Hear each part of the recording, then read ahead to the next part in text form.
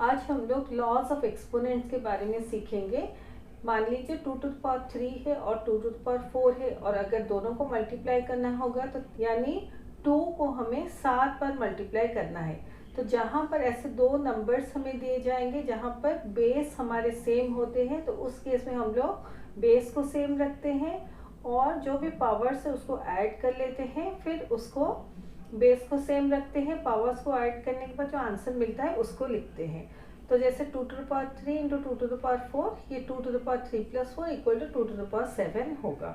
तो यही सेम चीज़ दिया गया है। यहाँ प्रोडक्ट हमें फाइंड आउट करना है। देखिए दोनों के बेस सेम है, तो 2 to the power 2/5 to the power 2 plus 3 equal to 2/5 to the power 5। तो इसको भी नहीं लिख के डायरेक्टली हम लोग आंसर इसको यहाँ इस स्टेप के बाद यहाँ पर आंसर भी डायरेक्ट हम लोग लिख सकते हैं। तो इसका लॉ है, if x is an rational number such that x is not equal to 0 and m and n are positive integers, then x to the power m into x to the power n equal to x to the power m plus n। यानी powers को हमें add करना है जब base हमारा same होगा और दो ऐसे एक्सपोनेंट में दिए गए नंबर्स को हमें मल्टीप्लाई करना होगा।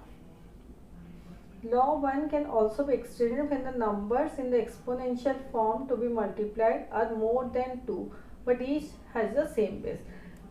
तो यहाँ जैसे लॉ 1 दिया गया है तो देखने से लगता है कि केवल दो नंबर जहाँ पर बेस सेम है लेकिन पावर्स डिफरेंट है उसको हम लोग मल्टीप्लाई कर सकते हैं, लेकिन ये रूल हमें बताता है कि मोर देन 2 नंबर, दो से भी ज़्यादा नंबर हो और जिनका बेस सेम है और पावर्स दिया गया है, तो हम लोग उसको मल्टीप्लाई करके आंसर निकाल सकते हैं।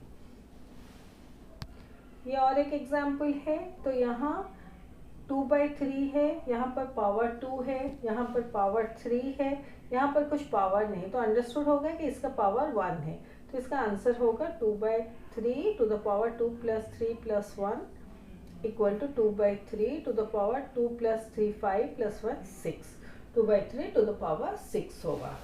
सिमिलरली ये देखिए 3/5 डिवाइडेड बाई 3/2, तो 5 बार 5 को हमें मल्टीप्लाई करना है, डिवाइडेड बाय 2 बार 3 को मल्टीप्लाई करके लिखना है। तो ये कैंसिलेशन हो जाएगा, 3 टू द पावर 3 रहेगा, 3 3 बार रहेगा या 3 टू द पावर 3 रहेगा।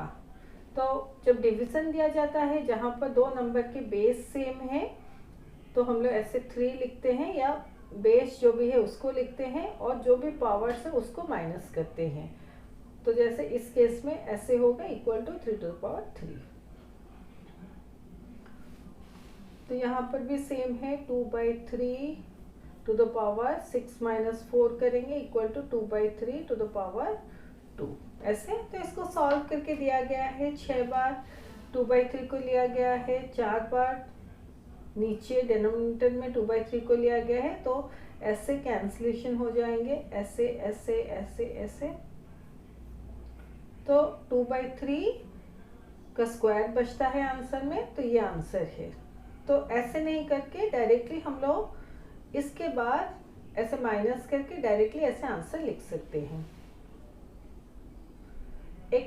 if x be any rational number such that x is not equal to 0, m and n यानी जो भी पावर्स है वो पॉजिटिव इंटीजर्स हो such that m is greater than n, then xm divided by xn equal to x to the power m minus n। तो यहाँ पर जो भी पावर है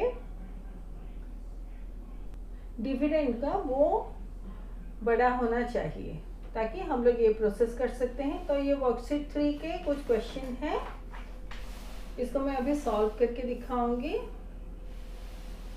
ऐसे। तो फर्स्ट क्वेश्चन दिया गया है, which of the following statements are true.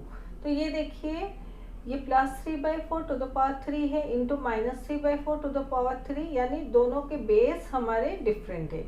तो यहाँ पे दिया गया है +3/4 to the power 3 into -3/4 to the power 3 equal to -3/4 to the power 6, यानी 3 + 3 6 कर दिया गया है, जो कि एक गलत आंसर है।